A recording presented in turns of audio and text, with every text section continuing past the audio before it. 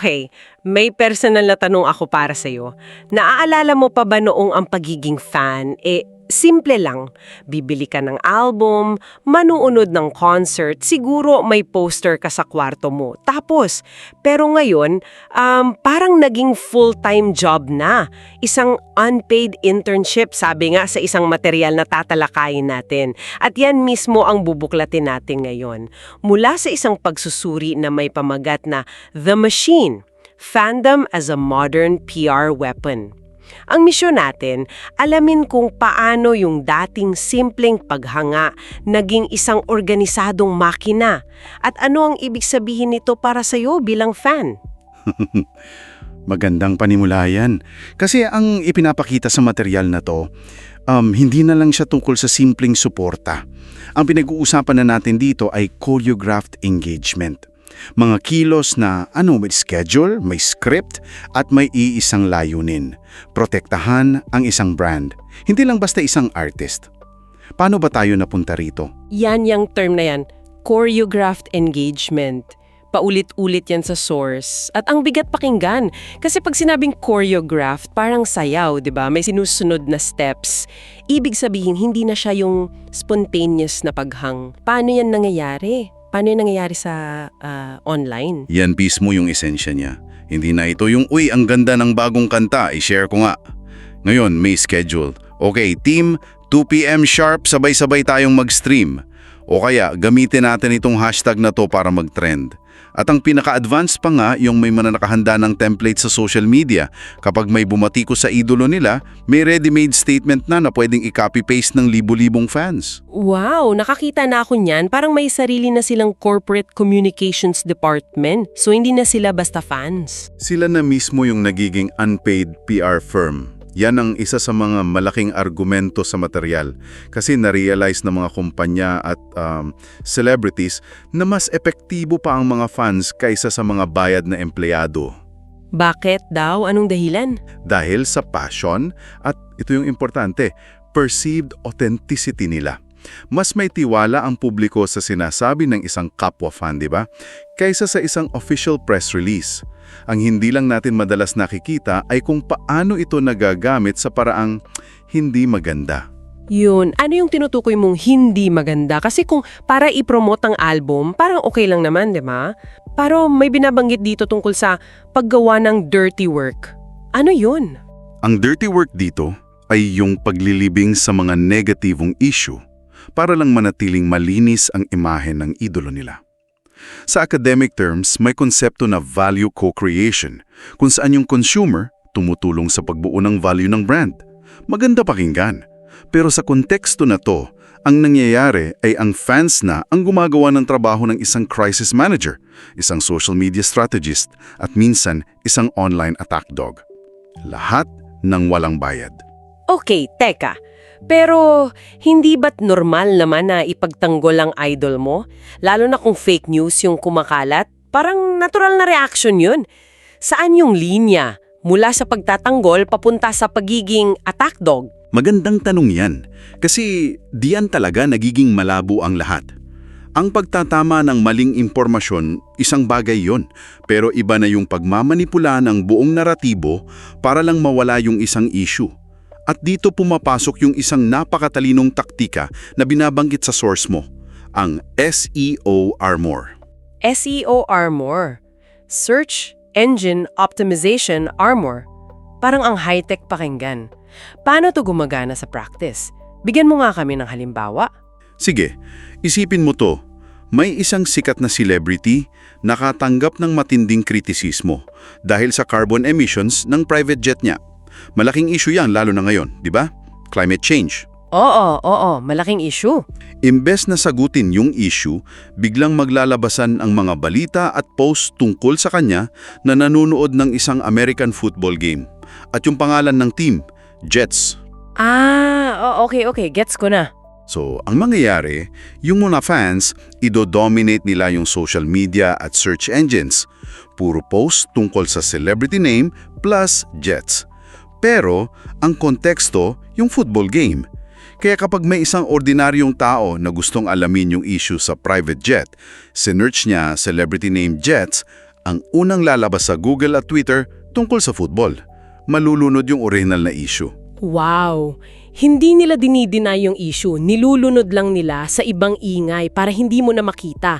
Ang talino pero ang manipulative. Parang magic trick. Exactly. At hindi ito tungkol sa paghahanap ng katotohanan. Tungkol ito sa pagkontrol ng impormasyon. Yung layunin ng SEO armor at ng mga kampanyang tulad ng Clear the Searches, hindi yan para harapin yung kritisismo. Para yan gawing invisible. Kung hindi mo mahanap, parang hindi na rin nangyari. Sabi nga sa source, isa itong uri ng information warfare, na ang mga sundalo, yung mga fans. Information warfare, grabe. Dito na siguro papasok yung tanong ko na, bakit ang tindi ng galit? Bakit parang bawal na bawal pumuna? Dati, parang okay lang sabihin na, parang hindi ko trip yung bagong kanta niya. Normal na opinion lang. Pero ngayon, pag sinabi mo yan, parang nagdeklara ka na ng gyera. Bigla kang may 500 replies na galit sa'yo, tinatawag kang hater. Anong nangyayari sa psychology ng tao? May malinaw na paliwanag dyan ang pag-aaral sa psikolohiya. Dalawang pangunahing konsepto yung binabanggit sa material, identity fusion at matinding parasocial interaction. Okay, i-breakdown natin yan. Medyo technical. Ano ibig sabihin yan sa simpleng salita? Sige, yung parasocial interaction, yan yung one-sided relationship na nabubuo natin sa mga celebrity. Pakiramdam natin, kaibigan natin sila. Ngayon, kapag naging extreme yan, papasok yung identity fusion. Dito na literal na itinatali ng fan ang kanyang sariling pagkatao sa pagkatao ng idolo niya. Hindi na lang siya fan ni Artist X. Ang pagiging fan, malaking bahagi na ng kung sino siya, ng identity niya. So dahil parte na ng identity nila kapag binuna mo yung idolo. Ang pakiramdam ng fan ay siya mismo ang direktang inaatake. Yung kritisismo sa kanta, nagiging kritisismo sa taste niya. Yung kritisismo sa mga maling ginawa ng idolo, nagiging atake sa moral values niya. Kaya nagiging personalan. Kaya pala ganun. Oo. Kaya kapag may akusasyon laban sa idolo, ang unang reaksyon ay hindi, "Teka, totoo nga pala to, alamin natin." Ang reaksyon ay, "Paano ko ito ididepensa? Kasinungalingan to." Kahit may ebidensya pa na mali ito, yun ang nagiging pangunahing layunin. Ang paghahanap ng accountability ay nagiging katumbas na ng katrayduran sa sarili nilang tribo. At dito na nagbabago ang buong dynamics. Ang dating fandom nagiging parang kulto o mas akma pa ayon sa source, nagiging parang politika. Kulto, politika, mabigat na salita yan. Noong una, akala ko exaggeration lang pero binabanggit sa source na hindi lang ito basta comparison. May direktang linya pala, di ba? Na nag-uugnay sa mga taktikang ito sa totoong political campaigns. Yan yung part na medyo nakakagulat. Yan talaga ang pinaka-alarming na insight mula sa sources. Kasi ang mga taktikang pinaperfect sa loob ng fandoms, yung mass reporting para i-take down ang account ng isang kritiko, yung coordinated attacks para iharas ang isang tao hanggang manahimik siya, yung pagpapakalat ng propaganda, kaparehong-kapareho ng mga taktikang ginagamit sa political disinformation. Ang playbook identical. Sandali, linawin natin. So, yung skills na na-develop sa pag-defend ng isang pop album, for example, yung pag-organisa ng online campaign, i-transferable pala sa pag-defend ng isang political agenda. Ganon kalinaw ang connection? Hindi lang transferable, kundi doon mismo sinanay. May isang partikular na pag-aaral na binabanggit na ang Pilipinas daw ay naging isang petri dish, isang testing ground para sa mga keyboard armies na to. Bago pa man naging global headline ang Cambridge Analytica, dito sinubukan at pinino ang mga taktika. Marahil dahil sa, alam mo yon, sa taas ng social media penetration rate natin at sa polarized na political landscape. Grabe. So, bago pa man ito ginamit sa malalakihang eleksyon sa ibang bansa, dito na natin nakita yung prototype. Eksakto. At parehong-pareho yung istruktura. May producer, ito yung politiko o yung idolo. May marketer, yan yung mga strategists, yung mga nasa likod ng kamera. At may distributor. Ito yung mga fans o yung mga trolls na siyang nagpapakalat ng mensahe sa ground level. At minsan, sa sobrang galing ng pagkakadisguise, mahirap nang makita ang pagkakaiba ng isang tunay na fan sa isang bayad na operador. So yung mass reporting para patahimikin ang isang kritiko ng idol nila. Ay parehong-parehong mekanismo na ginagamit para patahimikin ang mga kritiko ng gobyerno. Ang epekto nito ay yung tinatawag sa communication theory na spiral of silence. Ang teoryang ito, sinasabi niya na mas pinipili ng mga taong manahimik kung sa tingin nila minoreya ang opinyon nila dahil sa takot na ma-isolate sila o sa kasong ito ng online mob.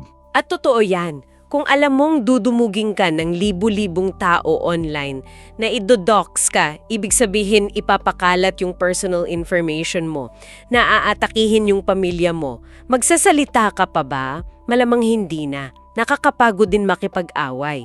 At doon nananalo ang makina dahil yung pananahimik ng marami, yun yung nagbibigay ng ilusyon na lahat ay sang-ayon, yung katahimikan na pagkakamalang konsensus. Akala lang lahat, walang problema kasi walang nangangas magsalita. Ang critical na pag-isip, napapalitan ng takot. Nakakalungkot isipin, no? Kasi sa dulo ng araw bilang fan, ang gusto mo lang naman ay mag-enjoy ng sining nila. Makinig ng musika, manood ng pelikula, makipag-usap sa ibang fans. Pero dito tayo dinadala ng source sa isang napakabigat na tanong. Kailan nagiging complicity o pagkonsinti ang dating simpleng support? Dito na talaga nagiging malabo yung linya. Kung ang idolo mo ay may ginawang mali, ethically, legally o morally, at ang una mong reaksyon ay hindi yung pag-alam sa katotohanan, kundi yung maghanap ng template sa Twitter para mag-copy-paste ng isang scripted na depensa o mas malala, atakihin yung biktima o yung nag-akusa, kailangan mong tanungin ang sarili mo. Ikaw ba ay isang fan pa na tumatangkilik lang ng sining o ikaw na ba ay isang unpaid crisis manager para sa isang multi-million-dollar brand? At ang pinakamasaklap, wala kang sahod. Sa katotohanan, may isang linya sa source na talagang tumatak sa akin. Ang sabi, you are paying them to work for them. Yan mismo. Hay, ang sakit pakinggan yan. Kasi totoo, ikaw na ang bumili ng album, ng concert ticket, ng merchandise. Nagbabayad ka para sa produkto nila. Tapos, ikaw pa ang magtatrabaho ng libre para linisin ang anumang gulo na pinasok nila. It's a brilliant but ruthless business model ayon sa pag-aaral na ito. At Len ang pinaka-core ng argumento. Hindi masama ang community, hindi masama ang paghanga. Napakaganda ng camaraderie na nabubuo sa mga fandom. Pero ang mahalaga, bilang isang individual, ay magkaroon tayo ng kamalayan kung kailan yung paghangang yon ay ginagamit na bilang sandata. Hindi lang para sa promotion, kundi para sa panunupi ng katotohanan. Mula sa simpleng pagbili ng album, nakita natin kung paano ka maaring maging parte ng isang makina, isang sundalo, sabi nga sa source. Ang hamon na iniwan sa iyo ng material na ito ay hindi kung aalis ka ba sa fandom. Hindi yun ang punto. Ang tanong ay, kaya mo bang paghiwalayin ang sining sa makina? Posible bang mahalin ang gawa, ang musika, ang pelikula, pero panagutin pa rin ang taong gumawa nito kapag sila ay nagkamali? At ito siguro ang huling tanong na iiwan namin sa iyo para pag-isipan. Kung ang mga taktikang ito, ang SEO armor, ang mass reporting, ang paglikha ng spiral of silence ay ganito ka-efektibo para protektahan ng isang celebrity, isipin mo kung gaano ito kalakas at kapanganib sa kamay ng mga taong may hawak ng tunay na kapangyarihan. Sino o ano ang susunod na target ng makinang ito?